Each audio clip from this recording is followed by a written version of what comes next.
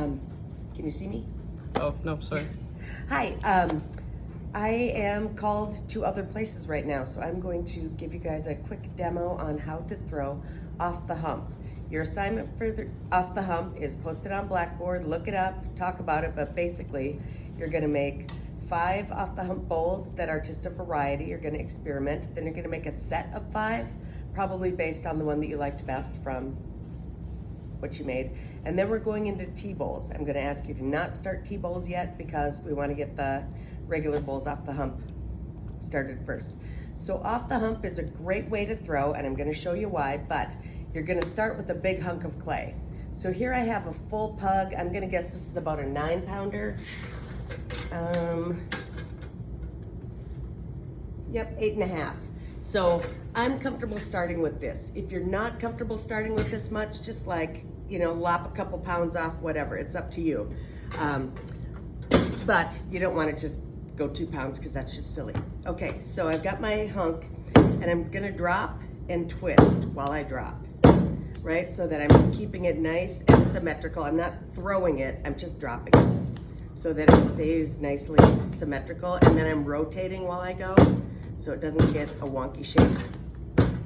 And now I've got a nice little volcano shape.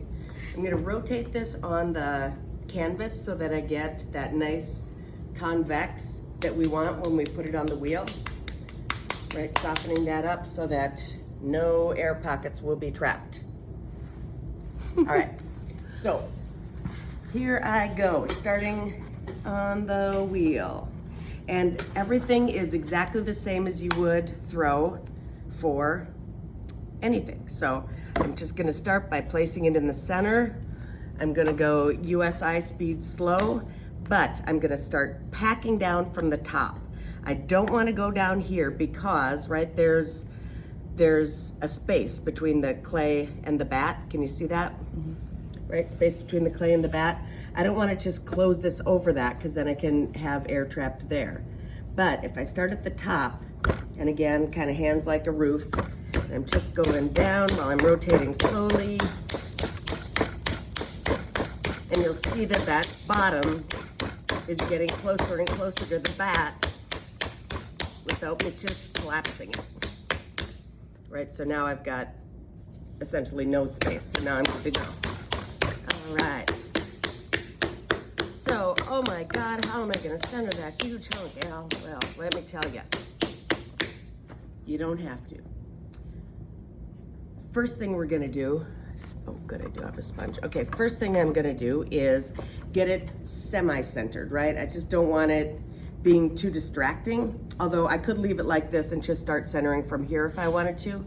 But I'm gonna bring a little bit of that clay up just to give it some centeredness, I guess. So I'm gonna use my sponge to put some water on.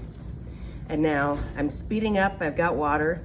Got my left hand in centering position, and now my right hand is gonna go diagonally across from it. Right, this way I have a lot of strength.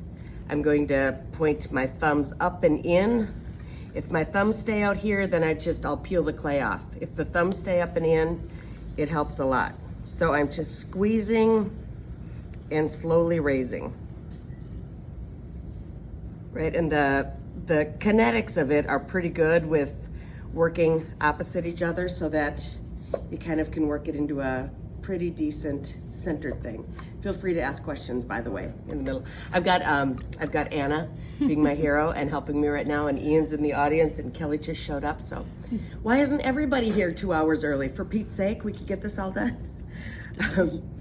Okay, so now the point of throwing Off the Hump, the reason that it has been developed is so that you can sit up straight, which is very nice.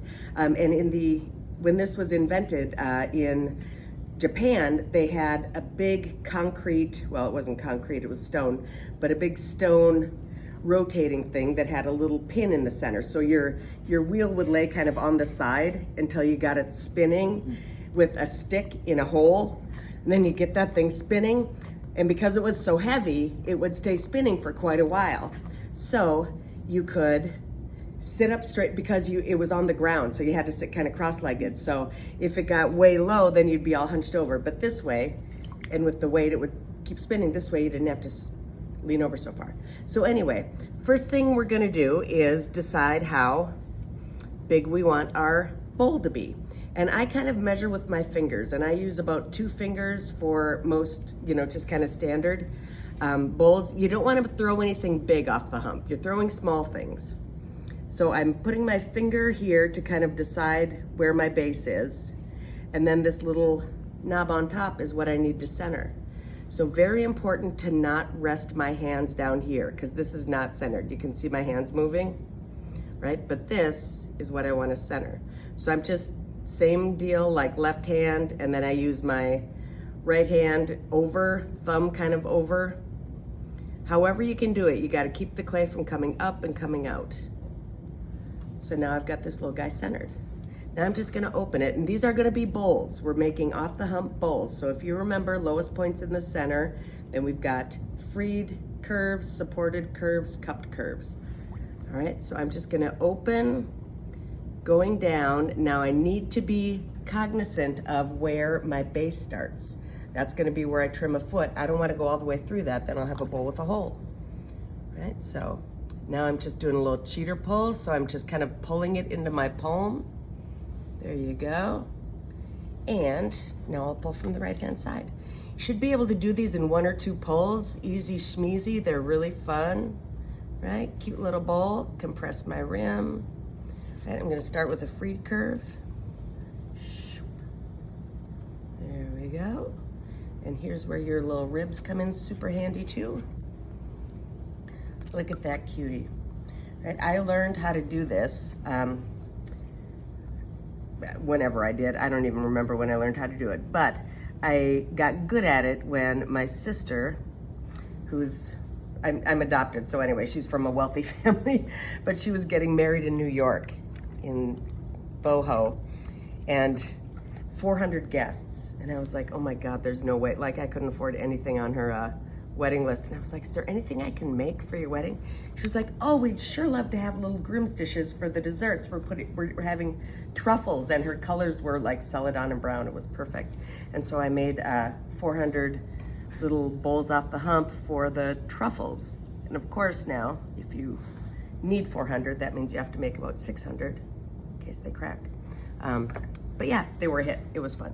Okay, so now I want to take this thing off. Okay, so I'm using my wooden rib just because I can't find my wooden knife. But I just want to make a little line to where I kind of separated the clay. I'm making sure that that line is below my center, right? Just a nice little line. And now you guys have all been given, where's the little bag? Anyway, you've all been given little, cute little rubber duckies on strings so that you can do this, but you're gonna take your string. I've got Wonder Woman with the lasso of truth. It's the cutting wire of truth.